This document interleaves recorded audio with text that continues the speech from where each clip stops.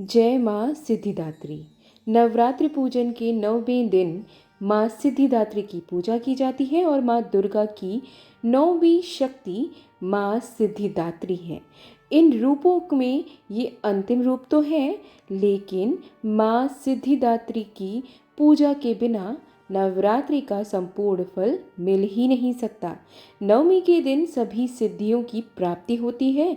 सिद्धि और मोक्ष देने वाली दुर्गा को माँ सिद्धिदात्री कहा जाता है।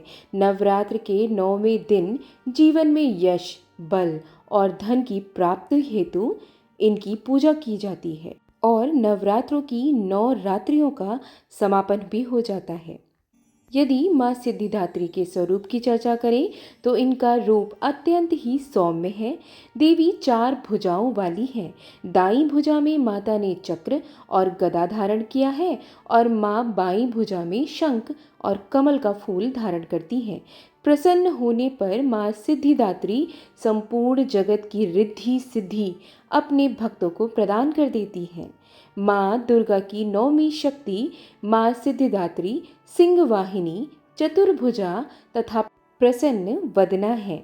मार्कंडे पुराण में अणिमा, महिमा, गरिमा, लघिमा, प्राप्ति, प्राकम्य, ईशित्व व वशित्व ये 8 सिद्धियां बतलाई गई हैं। इन सभी सिद्धियों को देने वाली सिद्धिदात्री माँ है और माँ के दिव्य स्वरूप का ध्यान हमें अज्ञान, तमस, असंतोष आदि से निकालकर स्वाध्याय, उद्यम, उत्साह, कर्तव्य निष्ठा की ओर ले जाता है और नैतिक व चारित्रिक रूप से सबल बनाता है। हमारी तृष्णाओं व वासनाओं को नियंत्रित करके हमारी अंतरात्मा को दिव्य पवित्रता से परिपूर्ण करते हुए हमें स्वयं पर विजय प्राप्त करने की शक्ति देता है। देवी पुराण के अनुसार भगवान शिव ने इन्हीं शक्ति स्वरूपा देवी जी की उपासना करके सभी सिद्धियों को प्राप्त किया था, जिसके प्रभाव से शिव जी का स्वरूप अर्धनारीश्वर का हो गया था। इसके अलावा माँ के पुराणोक्त अनेक सिद्धियों का वर्णन मिलता है, जैसे कि सर्व कामा वसायिता, सर्वज्ञत्व, दूर श्रवण, पर काय प्रवेशन, वाक सिद्धि, कल्प वृक्षत्व, सृष्टि संहार, करण सामर्थ्य, अमृतत्व और सर्व न्यायिकत्व। कुल मिलाकर 18 प्रकार की सिद्धियों का हमारे शास्त्रों में वर्णन मिलता है। यह देवी इन सभी सिद्धियों की स्वामिनी है और इनकी पूजा से भक्तों को सभी प्रकार की सिद्धियां मिलती रहती हैं। अधिकांश सनातनी इस दिन कन्या भोज करते हैं। साथ ही कुछ लोग अष्टमी पर ही कन्या भोज कर लेते हैं। इस दिन कन्या भोज करने से बहुत अधिक फल प्राप्ति होती है, क्योंकि इस दिन ही तो माँ के नवरात्रि पूर्ण माने जाते हैं। हवन के माध्यम से वातावरण को शुद्ध किया जाता है और देवी की प्राप्ति मार्ग को प्रशस्त किया जाता है। वहीं कन्या पूजन से माँ दुर्गा के 9 स्वरूपों का हमें आशीर्वाद प्राप्त हो जाता है। और आइए अब जानते हैं कि माँ को प्रसन्न करने के लिए कैसे हम माँ की पूजा करें श्रद्धा भाव से। तो जैसे कि पूजन का विधान है और प्रतिपदा की भांति ही हम सभी को ब्रह्म मुहूर्त में उठना है, स्नान आदि से निवृत्त होना है और अपने पूजा स्थल को भी अच्छे से स्वच्छ कर लेना है। स्वच्छ वस्त्र धारण करना है, गंगा जल या किसी भी शुद्ध पावन नदी का जल से स्थल को शुद्ध करना है।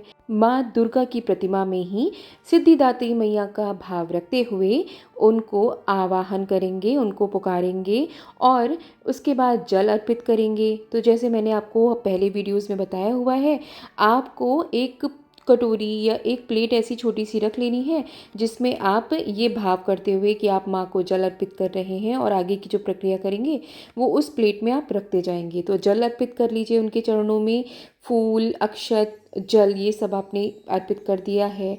यहाँ पे ये ध्यान रखिए कि मैया को लाल रंग की वस्तुएं बहुत पसंद हैं, दुर्गा माँ को पसंद हैं और इन स्वरूप को भी लाल रंग अति प्रिय है। तो आप लाल रंग के पुष्प आपको मिले तो वो अवश्य ही चढ़ाइए। शुद्ध जल से आपको आचमन करना है। जल या कच्चा दूध आप जो ले रहे हैं उसको स्नान की भावना करते हुए पुनः जल या कच्चा दूध आपको छिड़क देना है इस प्लेट में। इसके बाद आपको वस्त्र, अगर संभव है आप सामर्थ्यवान हैं तो 16 श्रृंगार अवश्य भेंट करें। मैया की चुनरी और कुछ नहीं कर सकते तो एक लाल रुमाल मैया को भेंट कर दें, वही बहुत है। और ये भी संभव नहीं है तो आप कलावा या जिसे हम मौली कहते हैं वही आप मैया को ये भाव करते हुए कि आप वस्त्र माँ को अर्पित कर रहे हैं वही चढ़ा दें। इसके बाद आपको गंध समर्पित करनी है, तो इसमें आपको चंदन, कुमकुम ये मैया को लगाएं, केसर का तिलक लगाएं, आप पुष्प चढ़ाएं, गुड़हल का फूल माँ को बहुत पसंद है। इसके बाद आपको धूप दीप प्रज्वलित करना है। गुड़, नारियल और पान ये तो आप माँ को चढ़ाएंगे ही चढ़ाएंगे।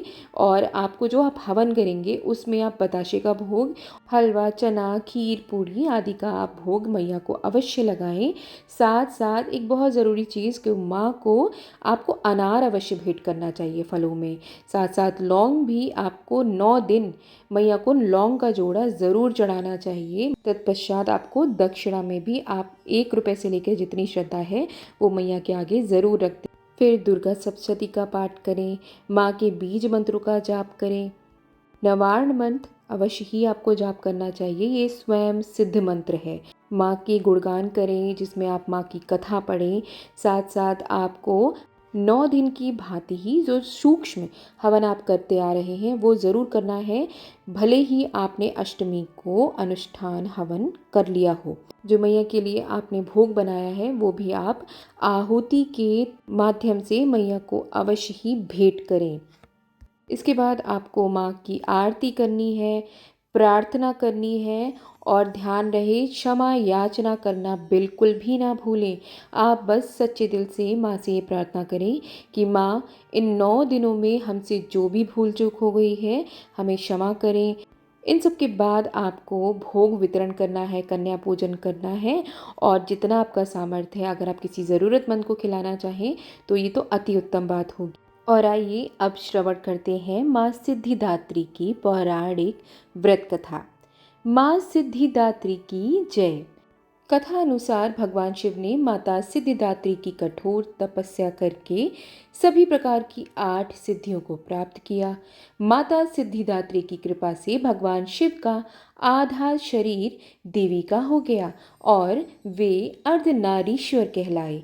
यह रूप दुर्गा के सबसे शक्तिशाली रूपों में से एक है और ऐसा माना जाता है कि माँ दुर्गा का यह रूप सभी देवी देवताओं के तेज से स्वयं प्रकट हुआ है। इस कथा में वर्णन है कि जब राक्षस महिषासुर के अत्याचारों से पीड़ित सभी देवी देवता भगवान शिव और भगवान विष्णु के पास आए, तब वहाँ उपस्थित सभी देवताओं से एक तेज निकला और उस तेज से एक दिव्य शक्ति उत्पन्न हुई जिसे माँ सिद्धिदात्री के नाम से जाना गया। धार्मिक मान्यताओं के अनुसार जो भक्त पूरे विधि विधान से मैया की इस स्वरूप की पूजा करता है उसके सभी कार्य पूर्ण हो जाते हैं और इसके अलावा माँ सिद्धिदात्री पूजा करने से धन, शक्ति, यश, मोक्ष की प्राप्ति करवाता है। इसलिए इस दिन देवी मैया के साथ महादेव की इस स्वरूप की पूजा भी करनी चाहिए। मैया के इस स्वरूप की कथा के पश्चात जैसा कि मैंने आपको वीडियो के शुरू में बताया, आपको मैया का गुणगान करना है, हवन नियमित तौर पे जैसा आप कर रहे हैं वो करना है, भोग अर्पित करना है आहुति में। अब कन्या पूजन कर माँ का आशीर्वाद भी लें। माँ सिद्धिदात्री की कृपा से हम सभी के नवरात्र व्रत और पूजन सफल हो। जय माँ दुर्गा, जय माँ सिद्धिदात्री।